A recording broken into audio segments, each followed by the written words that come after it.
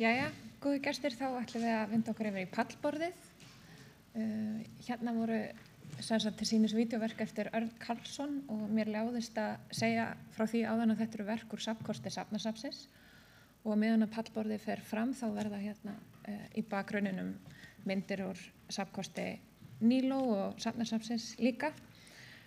Áður en að ég kynni þau sem að taka hér þátt í pallborðinu að þá langar mig að minnast á kröftuga grein sem að birtist á Vísi í dag eftir doktor Indu Eldborg sem að hefði eiginlega bara smell passað inn í efni og dagskrá hér á þessum viðburði þar sem að hún skrifar sýnileika hinsegin listafólks og kannski meðvitund safnafólks gagnvart margbreytileika í safneignum, þannig að mig langar til að hvetja til lesturs á þessari grein. Þau sem að taka þátt í pallborðinu með okkur í dag eru Auður Jörundsdóttir, forstöðumaður myndlistarmiðstöðvar, Helga Lára Þorsteinsdóttir, safnstjóri Safnkosts RÚV og einn af fulltrúum Safnaráðs, Sigurjón Baldur Hafsteinsson, prófessor í safnafræðum í Háskóla Íslands, Jóhanna Ásgeirsdóttir, listrænn stjórnandi Listarán landamæra og Ingibjörg Jóhannsdóttir, safnstjóri Listasafns Íslands. Og það er Unnar Örn Jónsson, myndlistamaður og stjórnarmaður í Safnasafninu sem að stýrir umræðum og það verður opnað á spurningar líka síðar. Og við miðum við að umræðunar taki svona í kringum 45 mínútur eða til svona það bil 17:30. Takk. Frábært, takk Sunna, þið heyrið í mér, eða ekki? Maður veit aldrei svona með þetta græjurnar, hvernig þetta virkar. Frábært að sjá hvað eru margir hérna í dag og við erum ánægð að veit að þetta er svolítið skot í myrkri, hvernig mæting er á svona viðburði, þið þekkið þetta.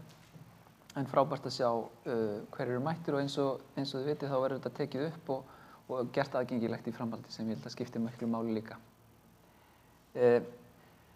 Við erum komin saman til að svona melta kannski það sem að fór fram hérna á undan og á sama skapi líka spyrja hvort annað spurninga framhaldið. Við höfum kannski ekki svör við öllum spurningunum en ég held að sé allavega mikilvægt að spyrja þeirra. Og ég held að Oddný hafi spurt mjög svona skemmtilegar spurningar alveg í lokin sem svona kjarnar kannski vesennið sem við erum öll að díla við og svo kannski eftirlitið. Hvort sem það eftirlit er utanaðkomandi eða eitthvað svona innra eftirlit. En ég held að sé eitthvað sem við erum kannski öll að díla við, bæði í okkar persónlega lífi í arkífinu, okkar eigin arkífi og svo náttúrulega ef við erum hluti af stofnunum þá erum við líka að skoða þau mál. En frábært að fá ykkur hér líka í þetta samtal sem við vonandi eigum núna í svona 45 mínútur kannski, klukkutíma. Hugmyndin var kannski þessi að við myndum bara bregðast núna við og þið bregðast við þessu sem er búin að koma. Það eru margar spurningar sem að pallborðið kom með hérna fram. Ég held að sé mikilvægt að við svona kannski kjörnum fyrir okkur hvað það var þar sem okkur stóð upp úr. Og mér langaði til að byrja, við myndum kannski bara ganga á línuna ef að þú byrja, Jóhanna, bara svona til að og svo komið þið nær og svo tökum við spurningarnar út í sali í framhaldi af því. Takk, heyrist í mér. Já, bara takk hérlega fyrir að halda þetta málþing og takk fyrir að koma með frábær erindi. Ég byrjaði bara að glósa svona, ekki frá fyrsta fyrirlestri, þannig að ég kannski bara nefni nokkur orð sem stóðu upp úr hérna og þaðan sem að voru kannski svona nýirði fyrir mér en kannski þekki einhver. Mér finnst mjög gott orð sem að Margrét Norðdahl kom með og ég ætla að vera viss með að muna það rétt, var það hæfnishroki. Já, mér finnst það æðislegt orð sem að er þýðing á ableisma eða svona kannski hliðstætt orð við ableisma. Mér finnst bara, já, bara svo dýrmætt þegar við fáum lýsandi orð yfir fyrirbæri sem eru til og svo hafði ég oft heyrt talað auðvitað gatekeeping er gott að fá hlíðarverði og kannski finnst mér þetta svolítið kjarnaorð í þessari umræðu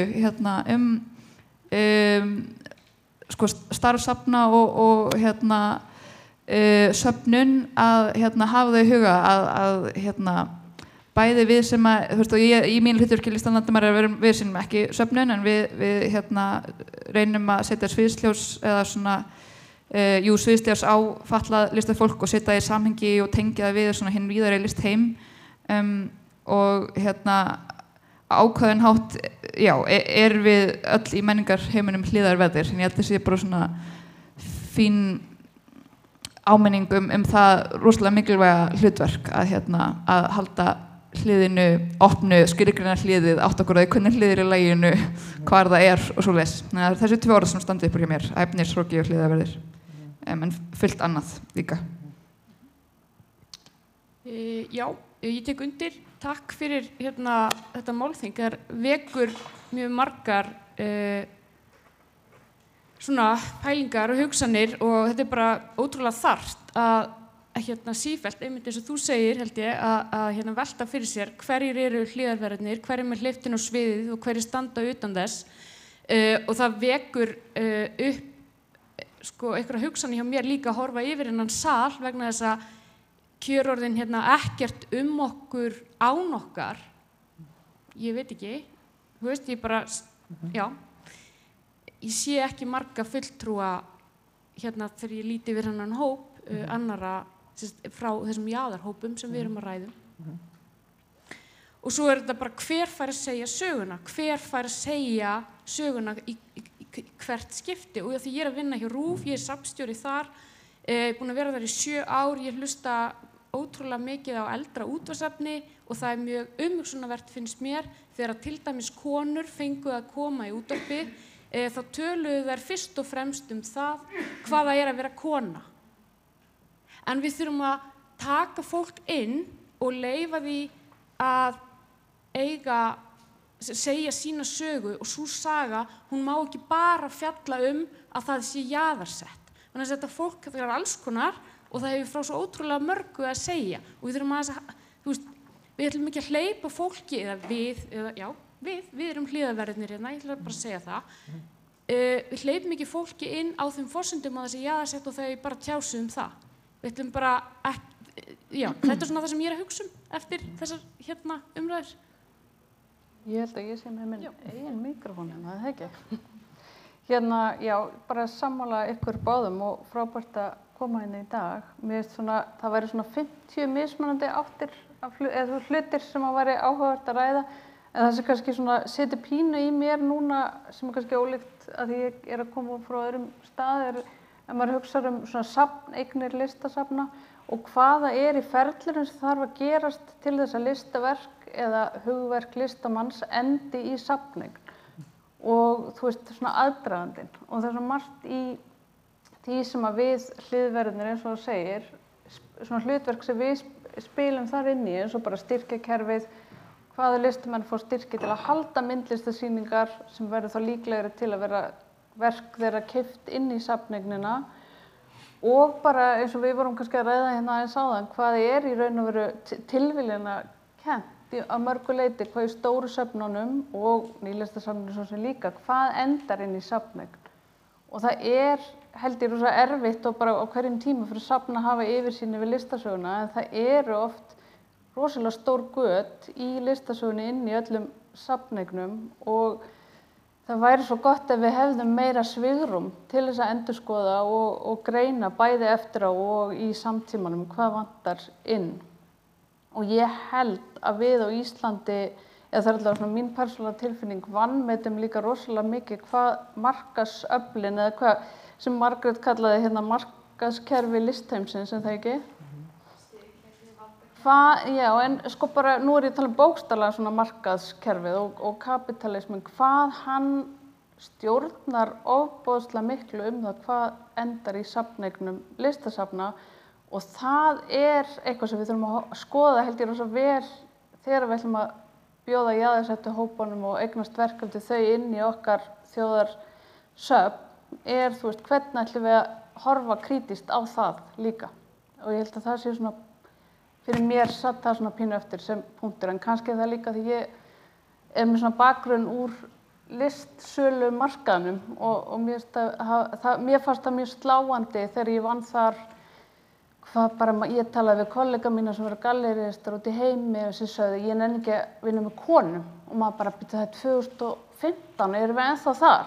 Já, þær eru bara á börn og hafa engan tíma fyrir þetta og mér leiði eins og ég, þú veist, væri bara einhverjum í fornöld, þannig að þú veist, þetta kerfi er miklu aftar á mér en heldur en kerfin sem við erum að tala hér, þannig að mér finnst þetta bara áhugavert, einn áhugaverður þráður. Já, mér finnst það bara allt mjög hressandi og skemmtilegt og svona mjög skýrt einhvern veginn og svona mikil hugvekja hjá Margréti og einmitt mörg orð og allt einhvern veginn svona nákvæmt einhvern veginn sett fram, þannig að gott að tileinka sér það allt saman. Og svo velti ég nú aðeins fyrir mér mér finnst áhugavert að heyra líka hjá Sigríði Regínu þessi, hvað er jaðarinn og eins og þú myndist líka á Oddný, er nýlistasafni jaðarinn. Ég hefði kannski ekki endilega, það er ekki fyrsta safni sem ég hefði sagt að væri á jaðrinum, en þessi tölu samt að séu þessi 44 listamenn sem eru þá þar en ekki annar staðar. Og ég var svona velta fyrir mig hvað hefði orðið til þess að það var hægt að safna, hvort að það hafi verið plássleysið sem að stundum setur strik í reikninginn og ég finn það alveg hjá listasafninu að ég þarf alveg svolítið að berjast fyrir því að fá að kaupa mjög stór verk. Ég þarf að segja fólkinu hvar á að setja það og leiða nýja geymslur og svona.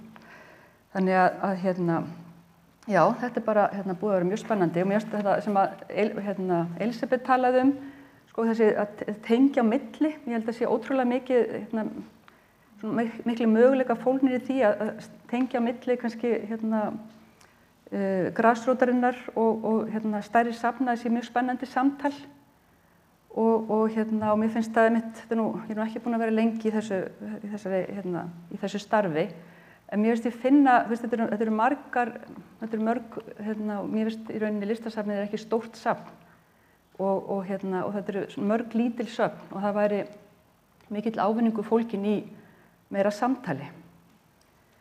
En svo finnst mér náttúrulega alveg ótrúlega spennandi þetta orð sem þú varst með, Oddný, skapandi skráningu. Ég veit ekki hvað mínir skrásetjarar, ég mæti vinnuna morgun og biðja að hugsa þetta. Þetta er ekki það fyrsta sem að dúkkar upp, en það verður gaman að hugsa meir það og kannski ræða það betur.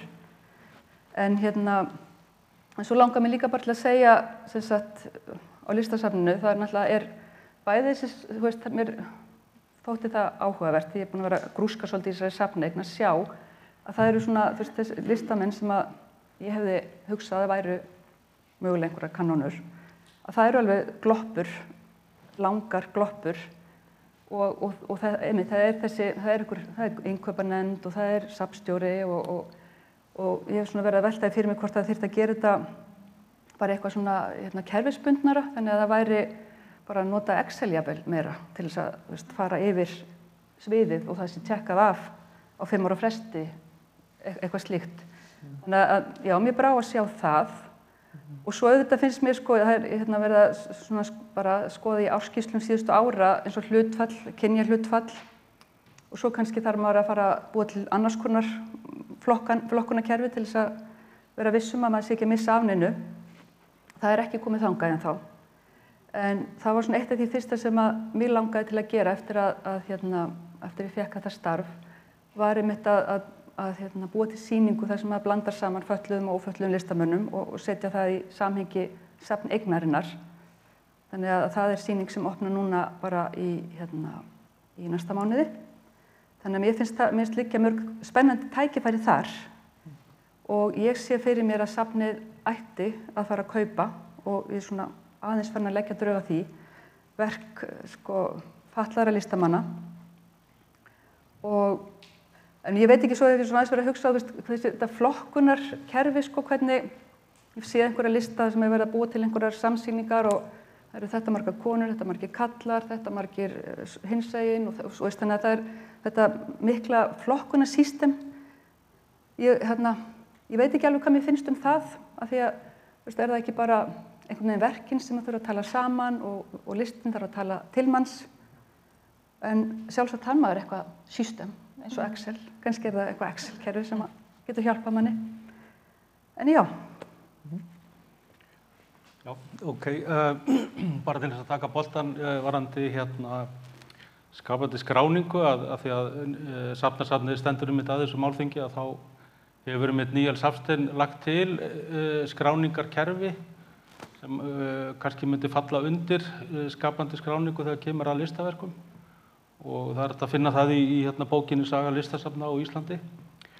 En almennt varðandi svona hvernig málþingi slær mig, fyrst þegar Unnar Örn talaði við mig að koma hingað að þá fór ég náttúrulega aðeins að pæla í yfirskriftinni, þessari miðju og jaðar hugmynd og og að einhverju leyti má segja að hún fyrir mér er bara gamaldags í ljósi svona fræðilegrar umræðu. Síðustu 40-50 árin hafa náttúrulega á fræðasviðinu búið að berja á þessari gamalgrónu hugmynd. Þetta er imperialísk hugmynd sem var náttúrulega stofnanagerð og er búin að vera stofnanagerð aldir í vestrænum og öðrum þjóðfélögum sem við erum kannski að finna fyrir í dag að það er bara skelfilegum afleiðingum fyrir konur, fyrir börn, fyrir almenning almennt og fatlaða og fólk með skerðingar og guð má vita hvað. Það hefur sýnt sig og við vitum það í ljósi fræðanna, í ljósi samfélagslegrar umræðu að þessar hópar eru skildar eftir á túni, ekki síst af söfnunum eins og listasöfnunum og við gerum okkur öll grein fyrir því hvernig sú umræða er. Við sjáum til dæmis í þessar grein sem var minnst á eftir Indu Eldborg þar sem hún lítur á bara dauðinn frá þeim sjónarhóli að þau eru bara söfnin eru bara dauð. Það er ekki verið að sinna hennar hópi réttilega, allavega í íslensku samhengi. Þannig að þegar upp er staðið þá er þetta rammpólitískt upplag á þessu málþingi, eitthvað sem ég held að söfnin, hver svo sem þau eru, þurfi að taka mjög alvarlega og í raun og veru með að við málflutningin eins og hjá Elísabetu og fleirum í þar sem Elísabet var að tala að snúa við píramídanum, þessi stigveldishugsun sem náttúrulega söfnin eru í miður í ljósi núverandi umræðu svona gegnsýrð af og ekki síst þegar kemur að hinum svokallaða listheimi sem að einhverju leyti afmarkast við þennan fænart heim og kapitali að þessi svona söfnin þurfa að hugsa verulega sinn gang og kannski að einhverju leyti tengja sig betur eins og mér fannst öll erindin koma inn á með einum eða öðrum hætti tengja sig betur bara við það sem að gerast í samfélaginu og ekki síst fræðasamfélagið sem kannski þegar uppi staðið eins og ég segi, það svona löngu farin að berja á þessari gamalgrónu hugmynd miðju og jaðar og þjónar ekki þegar uppi staðið kannski þegar uppi staðið megninu af þessari normalkúrfu sem kom upp á einni glærunni hjá henni Margréti við María heldur frekar svona öðrum enda kúrfunar þessum pínu litla í raun og veru jaðarhópi sem kannski verður þegar uppi staðið að einhverju mainstreami en það ekki. Fólki sem hefur peningana, fólki sem hefur þetta social capital og svo framvegis. Okay. Já, ég held að það sé frábært að fá svona komment á svona almennu umræðu í sem að svona hvað þið dragið út úr mikið af spurningum alltaf sem komu út úr erindunum, bæði í hugunum á okkur og líka bara hjá þeim. En skil ég það rétt að við getum dregið svona allavega einn punkt út, það er mikilvægt að breyta núna einhvers konar svona, ég veit ekki, vinnubrögðum eða við erum náttúrulega að breyta hugmyndum okkar og skilgreiningum okkar listheiminn, við erum að reyna að opna hann eða reyna að stækka hann. En líka hugsanlega þurfum við að hugsa að því núna er náttúrulega aðgengileiki í gegnum skráningakerfi, í gegnum kerfisvæðingu, skiptir miklu máli líka. En þá kannski líka kemur upp þessi hugmynd, bara erum við að yfirfæra gamlar hugmyndir inn í það skráningakerfi. Ég fannst Oddný aðeins svona vera að ympra á því, hver eru leitarorðin, skiljiði? Núna þegar við yfirfærum okkar kerfi yfir í stafrænan heim eða hvernig sem það er, eitthvað svona komment sem við getum tekið þar, af því ég veit að það er líka einn af stefnum í okkar svona fagvæta listheimi sem er nú ekki mjög, getum við sagt, gamall, eða þið vitið, við erum kannski ennþá erum við með fólk sem er að berjast fyrir bara því að lifa, sko, í litla íslenska listheiminum. Sko, þannig að við erum, og eins og einhver nefndi í áðan, við erum kannski, það gerir hlutina flókna þegar kemur að því að bjóða fleirum til leiks, sko. En ef við aðeins, sko, íhugum þessa hugmyndum, erum við að yfirfæra gamla ramma yfir í nýtt kerfi eða yfir í nýjan veruleika. Eitthvað sem vil taka þann bolta?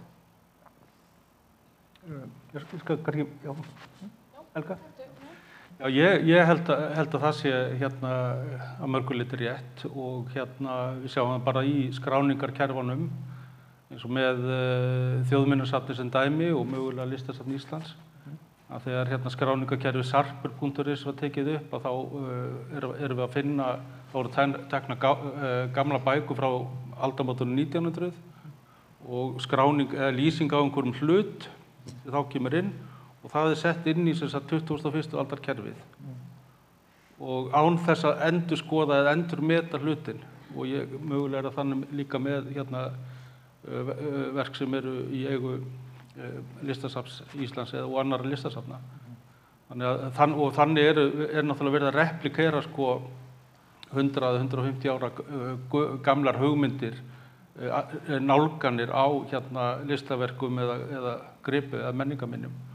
Og þetta er náttúrulega mjög ógagnrýnin nálgun en sem við þurfum að update okkur með það. Já, og þá í rauninni að bara, ég var að hugsa, ég er ekki skráð mikið í sarp, ég verð að viðurkenna það. En þá er það hugsunin semst svo að, maður er þetta flett upp á hvað eru margar konur og kallar og þá að, bæta það flokkunarkerfi. Og svo er líka, og fatlaðir og ófatlaðir, þarf maður að fara í þá átt eða skiptir það einhverju máli? Eða hvað og er það þá til þess að einhvern veginn maður getur tjekka sig af eða... Ég veit það ekki, hvort að það sé næsta skref í sarpsbransanum. Já, mér langaði bara eitt komment á þetta er að ok, til hvers erum við að safna? Við erum að safna til þess að halda, markmiðið okkar er að varðveita söguna og okkur söfnum ber að varðveita hlutina til þess einmitt að komandi kynslóðir geti ávarpað það sem við varðveitum og endurskrifa söguna. Við viljum ekki ákveða eitt skipti fyrir öll hvernig við túlkum hlutina. Við varðveitum hlutina til þess að sé hægt að túlka það aftur og aftur. Og hver kynslóð kemur með sína sýn. Þannig að ég segi skráningakerfi sem slíkt þarf að vera bara frekar einfalt og frekar svona basic en ekki einhvern veginn alltaf flókið eða þannig að það sé ekki hægt, við þurfum líka bara að svara alls konar praktískum hlutum, við þurfum að geta fundið hvar gripnir eru eða hvar listaverkin eru staðsett í hvaða ásökumulagi þið eru og svona og það að skrá verkin í safning í því felst ábyrgð, þá segiru ég ætla að varðveita þennan mun fyrir komandi kynslóðir og ég ætla ekki að túlka hann í eitt skipti fyrir öll hér og nú, ég ætla að passa upp á að hann sé opinn og aðgengilegur til þess að fólk geti komið og sjá ég. Eitthvað fleiri sem vilja kommenta á þetta? Ég var að hugsa bara líka þessi leitarorð, Já, þessi keywords. Það segir svo mikið okkar sjónarhorn, hvað leitarorði setjum inn, og kannski er það mitt bara með að hafa þetta bara eiginlega ekki neitt, að þá er það opnast. Svo, ég held að þessi flókinu, að ég held að heimurinn er náttúrulega líka að fara meira og meira inn í leitarorð eða inn í flokka eða hólf og kannski er það þessi, við erum hóparnir eru að minnka á sama tíma og við erum ekki með yfirsýn yfir jaðar og miðri, þá er eitthvað svona mink, þá er eitthvað svona smættun líka út frá sjálfsmynd eða þannig að það er eitthvað sem kannski væri gaman að svona hugsa en svo var líka nefnt hugmyndin svona algilda hönnun og þá hún snerist ekki eingöngu hana innviði ekki eingöngu þröskulda og þetta svona daglega líf sérstaklega hvort söfnunum ef við hugsaum bara svona arkitektúrinn en heldur fari líka inn í þá sýningastefnunar sem við erum að tala og þá söfnunarstefnuna líka, sem svona stefnumótundi fyrir alla stofnanir, það ekki? Þessir þættir sem skipta svo miklu máli. Getum við aðeins rætt, svona áður við förum út í salinn, kannski í framhaldi, getum við aðeins tekið fyrir svona, ef við skiptum þessi 3 þætti, það eru innviðirnir sem þurfa að vera aðgengilegir, það sýningastefnan, hún sé, og fræðslustefnan, hún sé aðgengileg, og líka, og hugsanlega inngildandi, og svo þá söfnunarstefnan. Getum við rætt það? Grundvöllur fyrir þessum 3 grundvöllur fyrir inngildingu á þessum 3 stöðum innan safnana? Maður hefur allavega svona tilfinningun að það sé síðasta boxið sem það hefur verið byrjað á innviðunum, svo koma sýningarhaldið og þetta sé eitthvað svona, maður finnur að það alveg komið á veg, en ég held að safnastefnan sé eitthvað en ekki, eða það allavega mín tilfinning svona utan að koma þetta. Ég náttúrulega starfa ekki á safni, en ég veit ekki. Nei, ég var líka verið að hugsa bara til dæmis, safnasafnið búið að safna myndlist fatlara og utangarðsfólks mjög lengi. Ég var svona veltaði fyrir mér að því að safnið hefur í rauninni ekki, listasafnið hefur ekki verið að kaupa verk fatlara listamanna, hvort að það væri í rauninni verið að styrkja svona grundvöll safnsins með því að segja það er ábyrgð þessa safns og þau eiga bara að halda áfram að gera sitt starf vel. Og það kannski það sem að maður sér, ég var að hugsa mér svo í skólakerfinu, þar sem að var þessi hugmynd að vera með kannski sérskóla og svo er búið að opna upp og maður sér bara hvað skiptir máli í því samhengi, þar sem maður sér að það að fá fatlaða nemendur inn í hóp ófatlaðra, það svo mikill lærdómur sem að þessir ófötluðu geta dregið. Og það svo margs konar energi sem maður hefði kannski ekki alveg séð fyrir hvert yrði. Þannig ég sé fyrir mér bara hlakka til að sjá þessa sýningu sem við munum opna í næsta mánuði, því að ég sé fyrir mér að verk, þegar þetta komið í samhengi, þá opnast einhverjar nýjar gáttir í skilningi á, sína þessa abstrakt, þessa svona aðal kanónur þar í þessu samhengi. Það ég sé fyrir mér að það mun opnast einhverjar nýjar gáttir á skilning á þeirra verkum, Þannig ég held að sé meira spennandi, mitt bara að blanda þessu öllu saman, en svo hugsaði þetta líka, að því að bara manni þykir mjög vænt safnasafnið og maður þá einhvern veginn að taka frá þeim það sem þau eru búin að gera stórkostlega vel í 30 ár. Kannski það líka samtíminn og ég held að það líka við nýlistssafnið, við getum hugsað inn í það samhengi líka, þar sem við erum með safn sem að tekur við einhverjum hlutum og svo fá þeir kannski rými, ég meina það gerir ekki safnið defunkt, Það er líka einhver byrjun sem að þessi ekki bara eins og nýlistasafnið og svo núna, nákvæmlega, komið í hringinn, Ég finn þetta svo spennandi fyrir bara, að vita hvað myndi gerast ef að einhver listamaður með fötlun myndi ákveða að vilja gefa eitthvað stóru söfnunum verk. Hefur það gerst? Ég veit það ekki. Þá myndi þessi svona ferill fara á stað? Já, ég hugsa alls konar, ég ætla að reyna að muna allt sem ég ætlaði að segja. Ég bara mér finnst það eitthvað sannleikskornað að hljóma rétt sem þú segja að þetta sé svona næsta skrefið í þróuninni að svona kannski fyrsta sem fólki þættir í hug varðandi aðgengi og inngildingu sé aðgengi gesta að fólk sé velkomið að vera áhorfandi og svo það kannski velkomið að vera sýnandi en mögulega bara svona sem smá tóken að sé bara svona að þú mátt vera gestur mátt fara í samstarf en ekki vera fullgildir meðlimur að því við erum með eitthvað annað mat á því hvernig listir nóg verðmætt til að eiga heima hér en með því að taka ákvörðun að safna markvisst frá jaðarhópum að þá erum við að segja nei, þessi list, þessi aesthetík, þetta sjónarhorn er jafngilt þessum meirihluta sem búið að safna lengur og við það að með svona sýnileika þá breytir standardinn þannig að þessi flokkun virkar kannski óþægileg fyrir okkur sem eru kannski hvít sís forréttinda fólk og okkur finnst kannski óþægilegt að flokka fólk en ef það gert sko í samtali við fólk sem á í hlut og á þeirra forsendum til þess að rétta af stöðu fólks þá það bara nauðsynlegt að gera það af því bara ef það hefði ekki einhverjum dottið í huga að flokka eins og að tala safneignir í Bandaríkjunum eftir kynjum þá hefði fólk bara sagt já, við erum bara að skoða listina við erum bara að velja flottast listina það bara vill svo til þessu kallmenn ef þetta geti gerst en auðvitað þarf að gerast á sama tíma samtal fram og tilbaka listina sjálfa það má ekki einverður skoða stöðu fólks og svo bara gerist það að sjálfi sér við það að víkka hópinn sem að sko það sem að ég tók eftir mér minnir að mögulega hafa verið Oddný sem sagði það að tala sko innrit skoðun Björnsafskunir var eitthvað annað sem nefndi það að ef það eru listafólk sem að sjálft gefur til Nýlistasafnsins þá þarf sá einstaklingur að hafa fengið þá viðurkenningu frá samfélaginu að vera komin þar stað að mega að gefa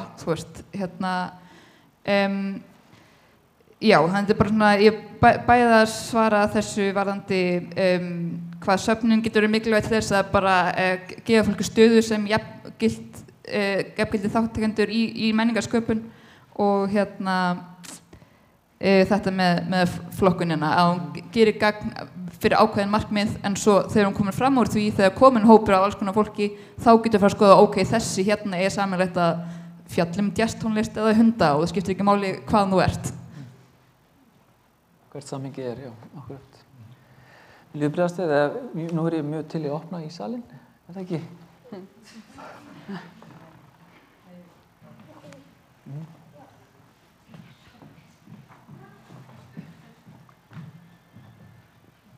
Já, ég ætla bara að þakka fyrir gott málþing.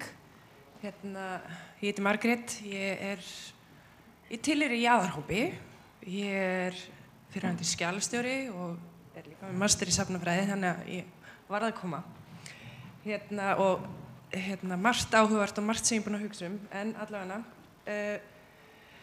já, mér sammála að auðvitað þarf að skoða hvað tekið inn á söfnin en svo ég líka svolítið að hugsa sem við höfum verið að tala með skráninguna og þú veist, hræðslu við að kannski setja eitthvað ákveði verk í einhvern flokk sem að tilheyrir einhverjum jaðarsettum hópi en samt sem áður hef ég til dæmis orðið vör við það að fólk sem að fjalla til dæmis hinsegin söguna það þarf að leita eins og í skjalasöfnum og svona bara sjálft og finna út úr því hvort eitthvað hafi mögulega tilheyrt eða þú veist já, þannig að það er mjög óaðgengilegt efni frá því fyrr á tímum vegna þess bæði það er náttúrulega erfitt að setja eins og hinsegin stimpil á ýmislegt sem að listafólk kannski upplýði sjálft sig, setti ekki sjálft sig í það form en það sem ég er að reyna að segja er bara að ég held að söfn þurfa að vera óhrædd við að setja sem flest leitarorð á hluti til þess að gera þau aðgengileg og til þess að sé hægt að fjalla út frá kannski þessum ákveðina vinkli þó að verkið sjálft sig kannski ekki endilega endurspegla það en þá getur verið að í framtíðinni vilji fólk fjalla þessi taka verk út fyrir inn í þetta mengi einhvern veginn. Þannig að það er engin spurning hérna. Ég held að samt mikilvægt samtal sko þessa hugmynd sem við höfum kannski listrænt gildi verka versus og það hvernig verkið er flokkað og ég meina við höfum mjög dæmi úr kvennasögunni og hinsegin sögunni að fólk vilji vera flokkað eða ekki. Þannig að ég held að sé spurning. Já, ég get kannski aðeins kommenterað í tengslum við þetta. Ég held að við myndum aldrei sætt okkur við það að við myndum ganga til dæmis inn í einhverju opinbera stofnun og bera upp spurningu og það yrði bara ekkert svar. En það er akkurat það sem mér finnst þú vera að lýsa að þegar við erum að leita að einhverju í þessum safnum eða arkífum að þá kemur ekkert svar.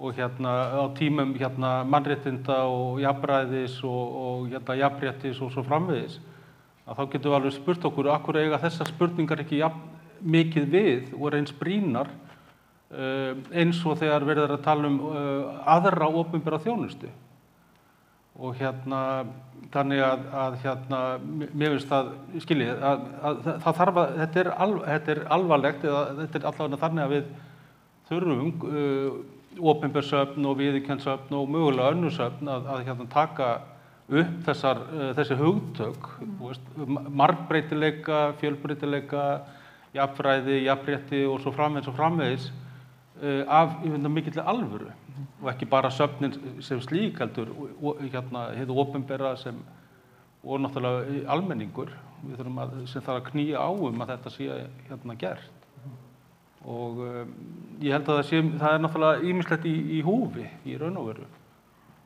Ég held til dæmis að sem kannski kemur inn á spurningunum sem var áðan að talandi þetta gamla að margt sem að gerast bara í safna heiminum að það að fara í að verða að búa til mjög svona miðjusett kerfi. Það talaði listasafnið og náttúruminjasafnið og þjóðminjasafnið sem höfuðsöfn, svo koma viðurkennd söfn, svo koma öll hin söfnin. Við erum með safnaráð og þetta einhver svona, og í safnastefnu listasafna er talað heimsmælikvarða, það er talað listmarkaðinn og í raun og veru þetta kapítalíska kerfi, þá að knýja listkerfið á Íslandi í átt til svona framleiðslu í þessu kapítalíska kerfi. Það sem önnur gildi eru kannski ekki endilega orðuð, þú veist bara eins og vellíðan eða well-being, well-being bara fyrir íslenskt samfélag sem dæmi og þannig að þar má finnst mér til dæmis svona þetta gamlar hugsanir, gömul módel, gamla kenningar sem framleiðslu. Já, þetta er svona einhver svona kannski að einhver leyti svona 19. aldar pælingar sem búið að taka í bakaríið annars staðar út í heimi. Bara sem dæmi. Já, mér langaði til þess að tala eins þetta það verið að búa til nýjan SARP núna. Og það þá óskin að við bætum í rauninni flokkunarkerfi bara mjög mikið og það þá listamennirnir sem að bara geta þá sagt ég vil að þessi og þessi flokkun sem notuð þegar verkið mitt skráð eða getur maður getur sá sem skráir gert þetta eins og hann telur rétt og hvernig einhvern veginn velum maður leiðina í gegnum það.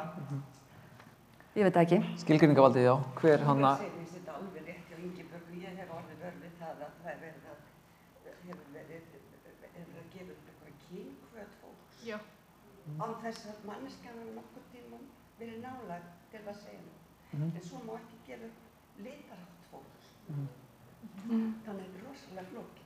Ásta, þú ert með svona, þið finnst eins og listamaðurinn þurfi að skilgreina, hann hafi skilgreiningavaldið yfir verkinu. Nei, eftir að þú ert fallin frá og það er alltaf að fara að horfa aftur. En ég held að það sé mjög, já ég skil. Ég held að það getur verið samt flókin náttúrulega því að við erum náttúrulega að tala verkin en ekki kannski endilega einstaklingin. En listamaðurinn ræður því, þú veist að hann ráði því hvernig verkið skráð. Það er ekki hægt að geta til. Nei, það er nefnilega ekki hægt. Og þetta mjög flókið. Ég sé að Margrét með hönd á lofti hérna. Fyrirgefðu. Ok, hlustandi. Já, ég heiti Margrét Elísabet Ólafsdóttir. Ég ætla að taka ykkur kærlega fyrir þetta málþing og þessi mjög svo hugvekjandi erindi sem hér hafa verið flutt og mjög góðar samræður hérna. Það er alveg fullt af spurningum sem að koma upp í hugan og fullt af hlutum sem að maður byrjar að hugsa En mér langaði kannski bara til þess að ávarpa eitt sem tengist á rauninni því sem að hér er að tala tengslum við inngildingu og það hverjir eiga heima og hvaða verk og hvers konar verk og eftir hvaða listamenn eiga heima inn í safneignum listamanna sem við erum kannski nú aðalega að horfa á hér og þá kemur í rauninni strax upp í hugan og ég segi þetta nú alveg bara ég hef setið í innkaupanefnd hjá safni, ég hef starfað hjá safni, ég hef skráð listaverk þannig að ég hef svona einhverja smá innsýn í allavega hvernig þetta hefur gerst ykkur tíman og ykkurum tíma og og þá fór maður að hugsa býtu, en eins og til minnst því að nú reyna höfuðsafn, fulltrúi höfuðsafnsins, Listasafns Íslands sem svona einmitt á að vera með eitthvað svona leiðandi hlutverk. Ég meina, til minnst Listasafn Íslands, ég held að, ég get næstu svaraði sjálf, en samt, ég meina, söfnunarstefna, nú erum við með til minnst innkaupanefnd og það ekki bara við þar heldur líka í fleiri söfnum sem annar borð hafa innkaupanefndir, kannski 3 einstaklingar sem sitja þar. Og þeir bara ákveða og það kannski ekkert endilega eitthvað svona búið að setjast niður og skrifa eitthvað leiðarljós það hvert á að stefna í innkaupastefnu, hverju á að safna, hvað áherslur á að leggja og af hverju á að gera það og ég bara, þetta er líka bæði þessi umræða hér kemur í bein framhaldi af samtali sem ég átti sem stödd bara fyrir nokkur dögum þar sem að 2 einstaklingar sem koma nálægt söfnum og safnastarfi það var bæði Skotlandi og Írlandi voru að tala sko, að það hefur verið að hugsa svona breytt samtal af hópi fólks frá ólíkum vettvangi og þau sem já, þú veist, ætti kannski að vera fleiri en 3 í Listasafni Íslands sem kannski ekki endilega taka endalega ákvörðun en sem eiga einhverju samtali, listvinnslan eða einhverju sko svona breiðari vettvangur en svo getur maður auðvitað líka það verður þá spurningin og svo getur maður beit maður líka við vitum alveg hver staða myndlistar í þessu landi og safna og fjármunir og allt þetta skilur sem allir að klíma við en það verður þá spurningin, ætti að vera eitthvað skýrari stefna og ætti að vera breiðara samráð í varðandi eins og það að móta slíka innkaupastefnu hjá Safnis og Listasafni Íslands sem hefði þá, og mér finnst þá gott við þetta málþing að það vekur mann til umhugsunar þessa hluti Já, sko, mér finnst að það mætti vera breiðara en líka finnst mér, það sem að, ég hef verið að hugsa að mér finnst gloppurnar meir en ég hefði haldið og ég held að það væri hægt að koma í veg fyrir það með því að sé bara það er mikið af svona færu fólki sem er að vinna inn í safninu og mér finnst að það mætti hafa meira hlutverk í þessu líka. Þannig að ábyrgð safnsins sé ekki bara hjá safnstjóra og innkaupanefnd, heldur finnst mér safnið í sjálfu sér ætti að fungera svona sem aktífara og það er það sem við erum svona að hugsa hvernig maður getur aktíverað starfsfólkið meira í samtalinu og mér finnst það bara hljóma líka og þetta er svona partur af því hvernig ég, mér finnst það, bara einhvern veginn alltaf hafa gefist vel að reyna að opna á fleiri gáttir í samtali. Það er bara þannig sem að maður einhvern veginn, og það sem mér finnst líka svolítið, hafa fundið bara, það er eitthvað svona mikið hierarki og það er eitthvað, þegar maður hugsar einhver safnstjóri og það er eitthvað svona, og mér finnst það svona ólíkt einhvern veginn bara, já, svona gamaldags hugsun að það sé einhver einn sem viti best og sé bara aðal gæinn í málunum. Þannig að mér finnst það ekki vera í takti við nútíman. Þannig að mér finnst þetta bara mjög, og það er eitthvað þannig sem ég finnst ég líka, í samtali við Margréti, en það er kannski ekki svona alveg strúkturerað samtal og það væri bara áhugavert að skoða hvort það geti ekki skilað okkur eitthvað lengra fram á veginn í þessu. Það mætti kannski, bara til að bæta við, það mætti kannski Listasafnið og kannski fleiri söfn mætti taka upp þetta módel frá Alþingi að vera með samráðsgátt. Og svo mætti módelið úr söngvakeppninu að vera með innkaupanefndina og svo fulltrúa almennings, geta hringt inn og varðandi geða atkvæði og þetta væri svona 50-50 varðandi þessa ákvörðun, ein hugmynd. Já, akkurat. Er þetta ekki leyst í Betri Reykjavík með svona atkvæðakosningum og útilistaverk og svona? Ok, já, einmitt. En að því ég satt sem ritari í innkaupanefnd Listasafns Reykjavíkur nokkurt árabil þá og var vitnaði þegar það var skipt það er mjög reglulega skipt fólk í þessum nefndum sem er gott og þá að tryggja það að þessi svona frekar mikið lýðræði við líði en eina reglan sem að gildi að minnstakosti þegar ég var þarna var að listrænt gildi verka ræður því hvað er tekið inn í safneignina og kannski má velta því fyrir sér hvort að það sé notað stundum sem einhver réttlæting til að prjóna eitthvað í kringum einhverjar ákvarðanir sem eru teknar og þær eru bara mjög random. Ég veit það ekki. Ég var bara ritari. Það eru nokkrar hérna áður Ásta fyrir aftan. Já, mér langaði bara að bregðast við nokkur hlutum varðandi svona skilgreiningar og skilgreiningavald. Einhvern veginn þurfum við að nota einhver verkfæri til þess að bera kennsl á skekkjurnar. Til þess að geta settar á borðið skýrt fyrir framan okkur og geta virkilega rætta. Og það er náttúrulega bara mjög mikilvægt að hafa samráð við fólk sem hefur lifað reynslu af því að vera jaðarsett af samfélaginu. Þannig hvet ykkur til þess í öllari ykkar vinnu í stefnumótun og slíku að kalla fólk að borðinu. Af því að það er þekkingin og það er reynslan. Og svo varðandi svona skilgreiningar, þú veist, þá langar mér bara að nefna sér dæmi Judith Scott sem er listakona, bandarísk listakona, sem var skilgreind á jaðrinum og var svona outsider listakona, en er bara núna, bara ennþá í dag, einhvern veginn hefur færst svona á milli heima. Þannig að þau formerki sem voru við hann og hennar list, þau eru eiginlega svolítið horfin. Þú veist, og listaverkin hennar eru bara metin út frá, þú veist, listrænu gildið þeirra, skilji. Við höfum fullt af svona dæmi sem er hægt að rýna og skoða. Og svo langaði mér bara að nefna því að voru að tala hvort að listamaður hefði reynt að gefa verk sín til safns. Ég veit ekki nákvæmlega hvort að það hefur átt sér stað, hvort að Listasafn Íslands hefur afþakkað einhverja gjöf frá jaðarsettri listamannesku. En ég veit dæmi þar sem að stofnun ætlaði að kaupa verk með styrk frá listgreitingarsjóði fyrir nokkrum árum síðan og vildi kaupa list eftir fatlaða listakonu og því var hafnað.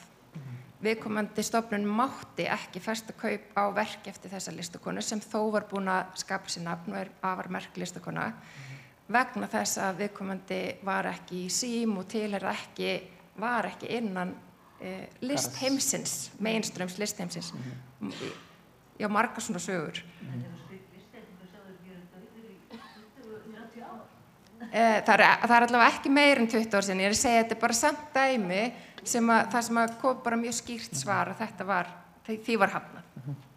Og ég held að við getum alveg verið sammála það að það eru hliðverðir náttúrulega líka sem eru samtök listamanna, augljóslega. Og það eru líka hliðverðir sem eru menntastofnanir eins og Margrét og fleiri töluðu með áðan að það eru einstaklingar sem að skilgreina valdið og hver hefur það og hver hefur það ekki.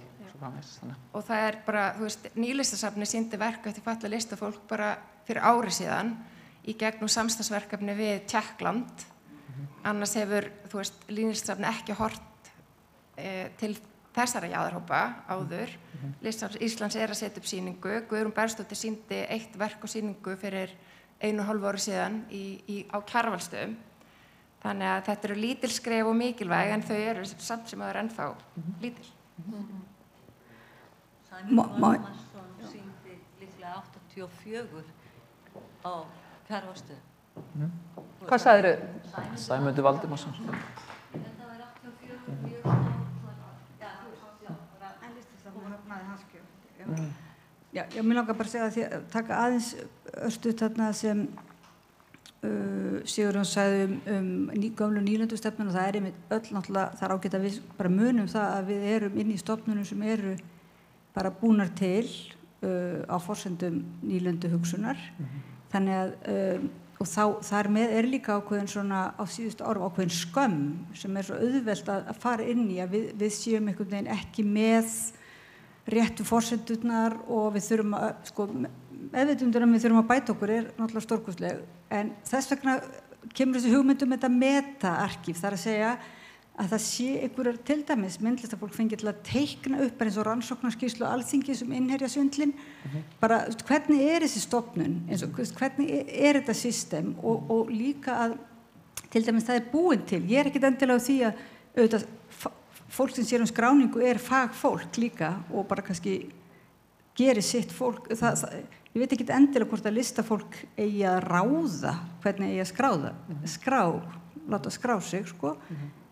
Samráðið er gott en kannski bara vantar stundum eitthvað svona miða til komandi kynslóða. Við töldum jákvætt að nefna það að þessi væri fatlaður að því að við göngum út frá þessum inngildingar, þótt að inngildingar hugtæki sé sjálfur sér svolítið kallað og Margrét var nú strax komið nýtt tilheyring, kannski betra og bara, skilja að maður sé bara einhvern veginn, við erum ekki búin að ná þessu og við komumst til í mótsakrinni í öllu sem við segjum, þú veist, hliðverður, við erum að hleypa einhverjum inn og við erum, þá erum við gerendurnir og þannig að kannski bara vantar þetta svona institúsjón þar sem að ekki bara einhver endalaus skýrslubréf til en ráðuneyta, haldið að sé hluti af arkífunum sé starfið sko, og forsendur ákvarðanir sem eru teknar og það ekki verið eitthvað mjög flókið bara svona. Þetta ekki sem það kallað djúpskráning?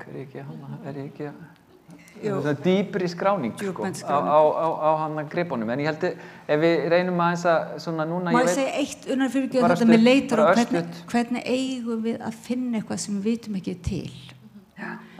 Tónlistin og Spotify, það rosaleg centralisering, þannig að telja okkur trúum að það sé búið að taka inn allan í aðarinn en svo það akkurat, eitt galdurinn við söfnin akkurat það að að þau fela það í sér og gera einmitt, þess vegna eru söfn og arkíf svo sérstakar stofnanir, svona félagslega stofnanir, að það ákveðin galdur í þeim og eitt af því sem við megum ekki gera sem því miður, allan að finnst mér á Íslandi að það verið að skilgreina hlutverk þeirra í drasl, allskyns stefnur, allskyns skilgreiningar og svo framvegis, ekki síst þegar kemur að kaupum á listaverkum, það búið að reikna út hvað kostar að varðveita því í húsnæði og þannig að ef við hugsaum út í það þá rými fyrir eitthvað, til dæmis að eitthvað fari inn í þessi söfn sem verk sem hafa ekkert kannski eða eitthvað svona questionable eða lítið gildi alltaf að þrengjast og þá kannski eftir 10, 20, 30, 40 ár munum við aldrei uppgöta eða framtíðarkynslóð uppgöta eitthvað sem enginn spurði á sín tíma, skiljiði. En það hægt í dag að því að menn voru svo gráðugir á 19. og 20. öldinni, ekki síst í listinni, að bara safna og menn vissu kannski lítið hvað þetta var. Svo komum við og uppgötum þetta.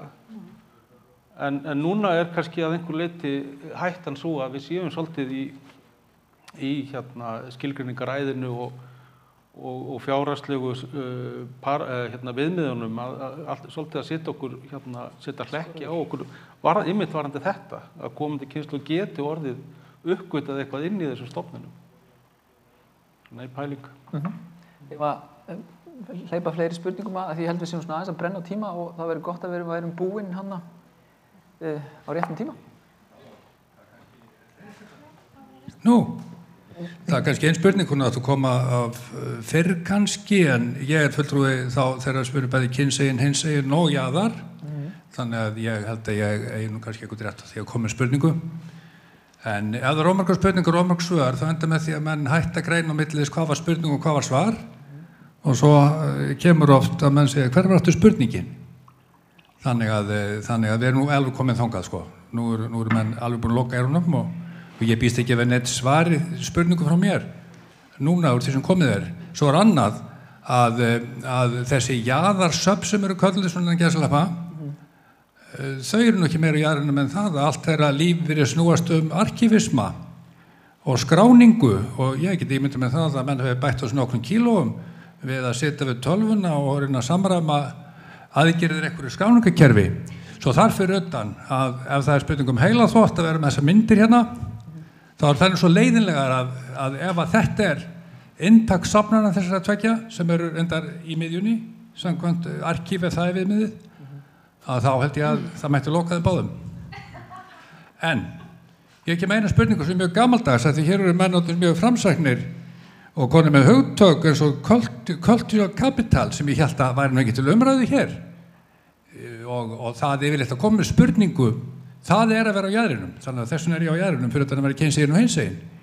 En ég ætla að koma með eina spurningu, eina túlkun. Ég ger ekki ráð fyrir að neitt af ykkur svarið þessu. Það er þannig að samkvæmt gömlu skilgreiningunni að þá miðjan, hún snýst peninga.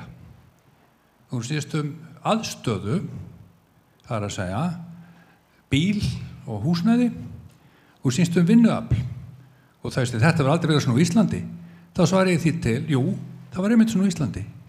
Þeir sem voru ríkastir byggu í stærstu bæjónum, þeir eru upp í 5 til 20 vinnumenn og vinnukonur og þeir voru einu sem höfðu peninga milli handana. Það er að segja að það eru peningar, aðstaða og vinnuafl. Og nú er einföld spurning. Þeir sem eru á jaðrinum, þeir eru með minni peninga en þeir sem eru í miðjunni. En það vil þannig til, við erum hérna með ekki Níels Hafstein sem ættu auðvitað að vera hér, það hefur bara átt að vera einræðið haldin í dag og hún hefur verið haldin af Níels Hafstein, en hann er ekki hérna, nennir ekki að taka þátt í svona málþingum held ég. En spurningin er svo, þeir sem eru á jaðrinum, þeir geta svara því, þeir eru komið undirbúnir til þings, hvert er hérna, hver eru fjárveitingar til safnasafnsins, hvað er mikið umleikist þær í peningum, hvað er mikið sem vinnaðar og hvað er húsnæði stórt. Sama spurning til Nýlistasafnsins, hvað er mikið sem vinnaðar, hvað er mikið peningar á ársgrundvelli, þetta á að vera í ásreikningum, þau komið undirbúin hérna, því þeir eru á jaðrinum, þeir eru undirbúin til að geta svarað þessu. Og þá spyr ég líka Ingibjörgu og aðra sem eru þarna í miðjunni og meðal annars Auði líka, hvað er þið mikið peningumleikis í myndlistarsjóði og hérna myndlistarráði og myndlistarmiðstöð, hvað er mikið peningumleikis þar og hver eru laun starfsmanna og hvað eru þeir margir? Sama við Listasafn Íslands, hvaðan koma peningarnir, hver er aðstæðan og svo framvegis. Vegna þess að þegar þessu spurningum er svarað, þá skilgreinist jaðarinn. Jaðarinn hefur lítið milli handana, við þurfum ekki að fara langt út í heim til að sjá það, hvernig það er skilgreint. Og þeir sem eru í miðjunni, þeir hafa mikið milli handana, þeir hafa peninga, þeir hafa vinnuafl og þeir hafa aðstöðu. Það er að segja húsnæði, bíla, framvegis. Þetta er auðvitað spurning sem átt að koma strax, en ég skil ekki af hverju menn halda ekki langar ræður og svari ekki þessu strax. Þetta átt að vera strax hérna á töflunni, frekar en þessar leiðinlegu myndir. Það hefur verið skemmtilegt. Þannig að, já, hvernig væri það? Já, svo annað það að þessi inngilding, þetta er bara smá ræða sko, því að þú verður ekki svar, ég er ekki beðið svar. Inngilding, hún er í listónum, en hvernig á hún við í vísindónum og fræðum? Hvernig er inngildingin hátt til dæmis í byggingaverkfræði, læknisfræði, viðskiptafræði? Hvernig er inngildinginu háttað þar? Jafnvel heimspeki, þó að þessi nú kannski alveg þetta inngjald hvert sem er þangað. Er öðruvísi inngilding þar, með þá umræðu sem fari hér fram í dag, heldur til dæmis í listónum? Þessi inngildingar hugmynd, er hún sérstaklega listónum, jafnvel sérstaklega myndlistinni, miklu síður tónlistinni myndi ég halda, og alla bókmenntunum. Er þetta öðruvísi háttað inngilding í myndlist eða inngilding í læknisfræði? Hvernig er inngilding í læknisfræði? Fyrst við erum að tala inngildingar hugmyndina og inngildingar hugtakið. Hvernig er inngilding í byggingaverkfræði og hagfræði og svo framvegis? Spurningin er akkurat svo, það er engin spurning, það er handan við það, það er ómargar spurningar og ómargar svör, þannig ég bara þakka fyrir bara gott málþing og leiðinlega myndir. Takk sem leiðist, takk fyrir hugvekjuna og ég held að náttúrulega auðvitað eru allar opinberar upplýsingar, við getum þakkað safnaráði fyrir það, að þær eru allar á netinu bara, það er þetta að fletta upp ársreikningum, þannig að það er mjög gott að þær eru allar aðgengilegar og við vitum alveg að það er alveg rétt hjá þér að auðvitað eru peningar eitthvað sem skilgreinir nákvæmlega stöðu safnanna, það er augljóst.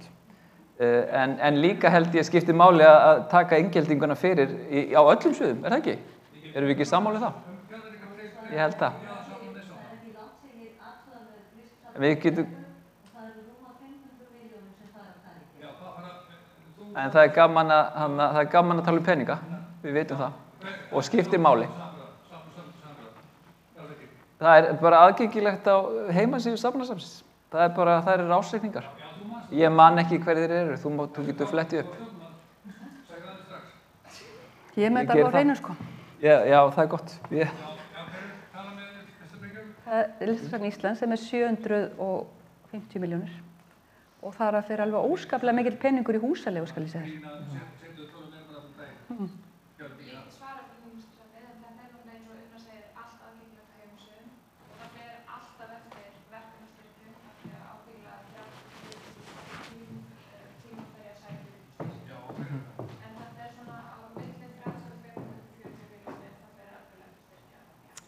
Ég get sagt að safnasafnið það er rekið af eftirlaunum tveggja einstaklinga, þannig að það er engin stöðugildi þar. Þannig að þau reka safnið án þess að fá greitt fyrir það, við sagt það þannig. Þannig að það held að séu einhvers staðar á milli 15 og 20 milljónir sem koma úr opinberum sjóðum, samkeppnissjóðum. Og það fer í að borga húsaleigu og setja upp sýningar og halda rekstri sko, húsins bara. Þannig það varjar á milli 15, ég held að það sé kringum 15 á hverju ári, það er svona misjafnt. En ég veit að það eru 2 spurningar. Já, við sem að klára það. Já. Og svo þyrftu þau bráðið að fara. Já, við ætlum að vera búin fyrir 6. Svo getum við bara að fara yfir allar áskýrslurnar kannski til 7. Já, það er gott að rýna það, skiptir máli. Ég er Sæl, Hólmar heiti ég og ég ætla að hennar með inngildingu hérna. Ég kveð mér nú sjaldan hljóðs í nafni eigin hinseginleika, en ég finn mig nú til að gera það hér í ljósi ekkert okkur án okkar. Og núna eru þetta búið að dempa hérna yfir okkur alls konar upplýsingum og oft upplifum við eins og svona kannski andinn hefur verið hér í dag að þetta getur verið svolítið þrúandi.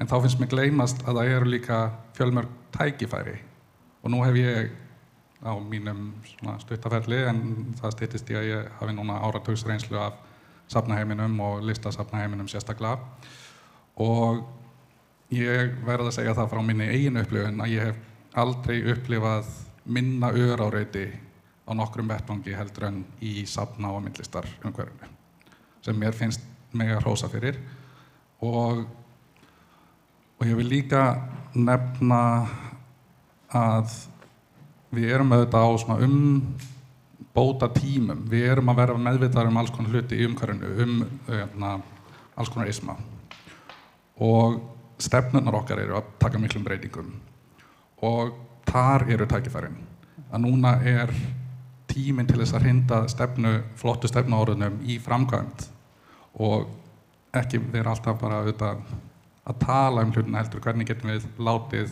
orðin verða að gjörðum og já, þetta hugsa ég með tillit til það sem hefur sagt hérna í dag og líka greinar sem var birt hérna fyrr og ég verð að slá í fröstu að söfnin eru alls ekki dauð og við hefum ekki missa trú á söfnin með að þurfum að endurhugsa allt frá grunni heldur fagna því sem að kraftur safnanna felst í og hvar við getum beitt honum best. Það var svona mín hugvekja til þess að kannski ná einhverjum svona jákvæðum tón hérna aðeins í þessa nálgun. Takk fyrir. Voru fleiri spurningar sem voru Ásta? Já. Já, ég er ekki með spurningu. Mér finnst þetta mjög það að segja hugvekjandi allt saman og þess vegna er ég hérna. Mér finnst samt eins og það sé eitt sem við erum ekki að ræða og það er að allar hugmyndir meir og minn og ég tala ekki um í list og listasöfn og allt þetta kemur, við erum í einum heimi, við erum ekki bara á Íslandi og myndlist og það sem við kallum góða myndlist förum við til útlanda oft til að sjá og við þekkjum einhver nöfn í myndlistarheiminum og við segjum þetta er góður myndlistamaður og svo erum við sammála það við vinirnir, einhver annar ekki sammála skilji, það er dálítið sem heitir í myndlist sem mjög dularfullt og kalla góður myndlistamaður og yfirleitt hefur svo manneskja á einhverjum ástæðum verið sýnd í mjög dýru og vel reknu galleríi einhvers staðar. Þetta byrjar þar.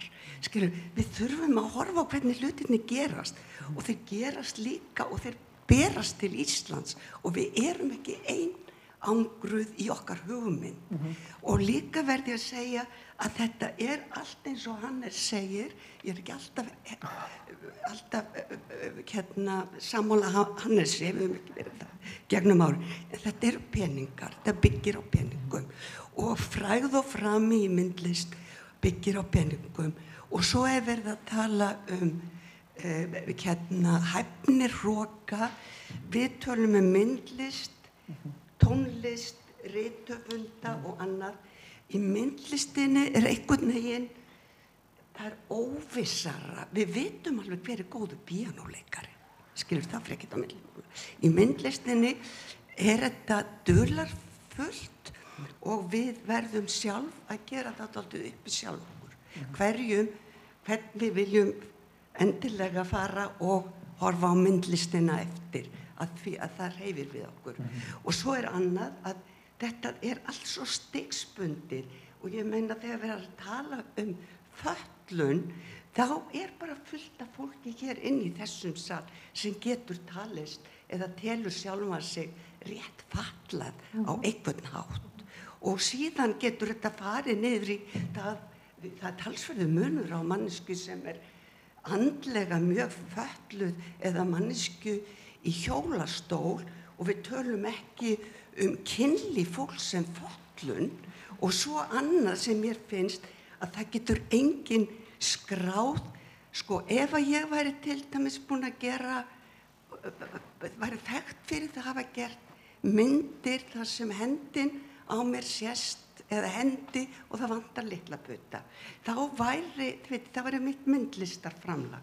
Þá væri eðlilegt að skrá Ásta, það vantaði á hana litla putta. Það bara skýrir dálítið myndverkið mitt.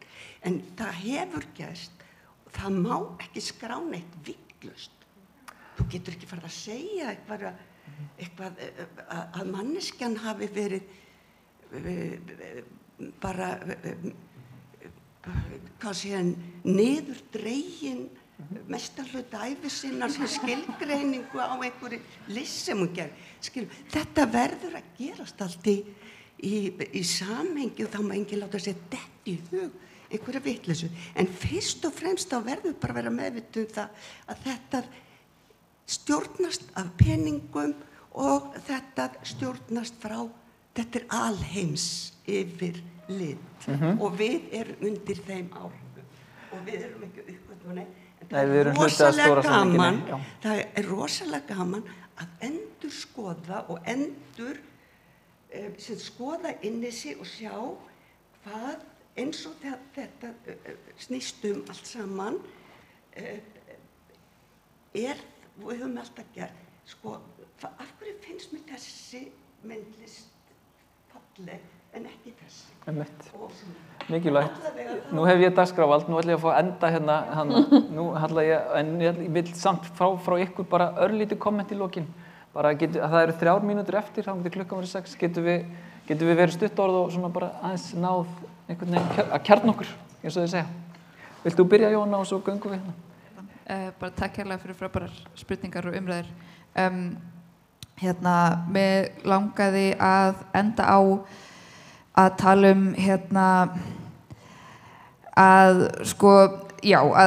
þessi flokkun, þessi skilgreiningar eru mikilvæg sem verkfæri til þess að jafna hlut fólks og það kannski eitt sem dettur í hug þegar tölum að líta herbergið og ákveða hvort að hér sé jaðarsett fólk eða ekki. Það við sjáum það ekki og við vitum það ekki af því að eins og kannski við sáum það eru svo rosalega margar breytur sem gera okkur að mannsfólki og fjölbreytileiki svo mikilvægur en að það sést ekki alltaf utan á fólki hvort það sé hluti á jaðarsettum hópi eða ekki en kannski spurning inngildingu og hvar hún á við og hvers vegna hún svona áberandi í myndlistinni. Það mitt þetta dularfulla í myndlistinni og hún getur verið alls konar en líka því myndlistinni bara svolítið radikal.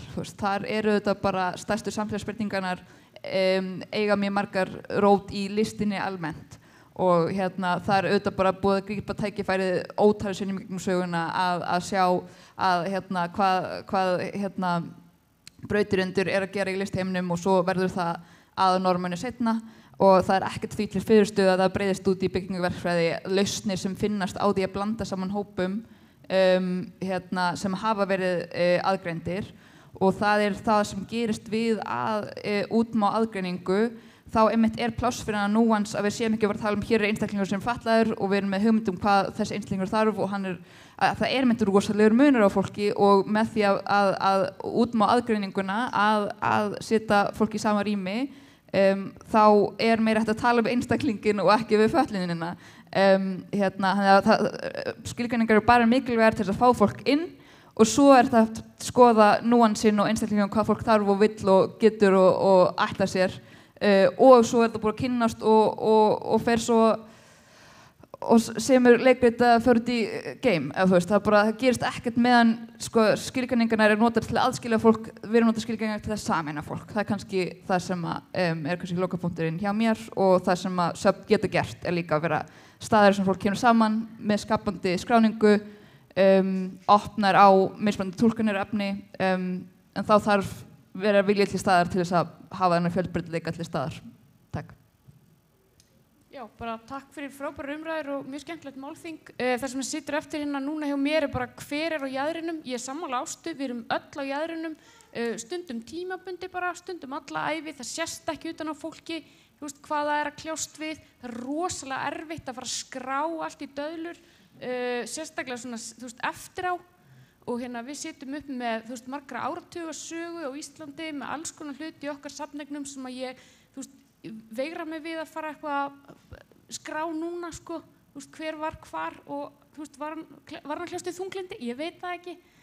Þannig að ég er svona að hugsa þetta. Svo eitt sem ég ætla að bæta við líka, einhvers staðar út í heimi verið að þjálfa nýja geimfara.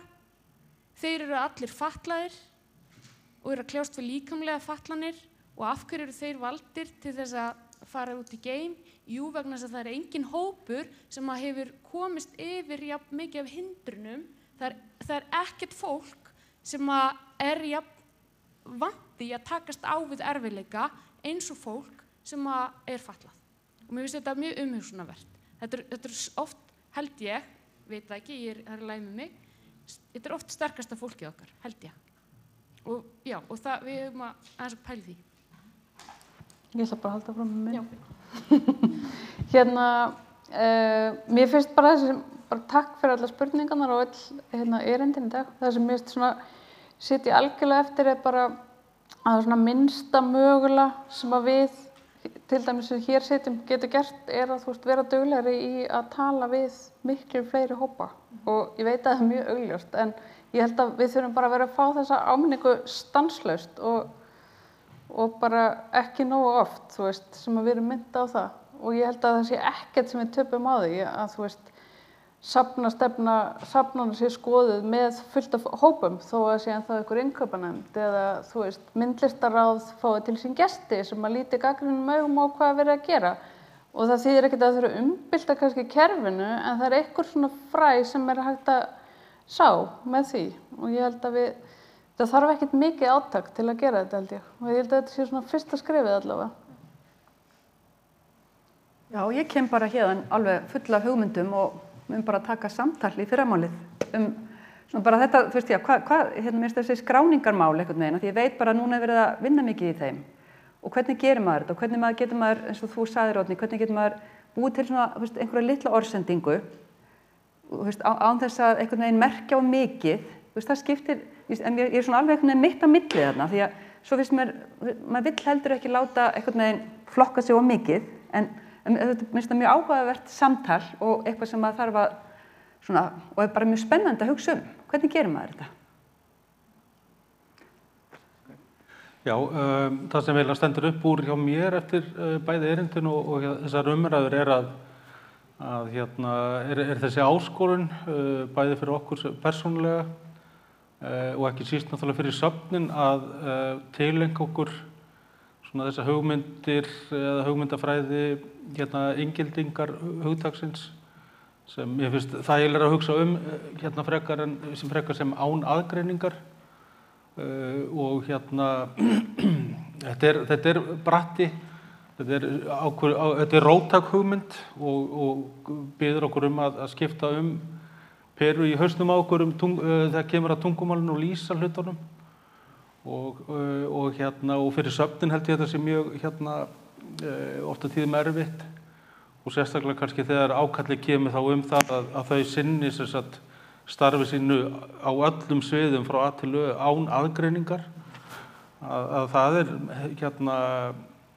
það er meiri háttar hausverkur og náttúrulega með að því að peningar komi hérna inn áðan að náttúrulega með þá peningar sem söfnin hafa að þá er náttúrulega alveg óvinnandi vegur í raun og veru að mæta í raun og veru þessum væntingum alveg 100% en það kemur. Við erum bara að vera duglega að minna á það. Það endar svona á jákvæðum nótum.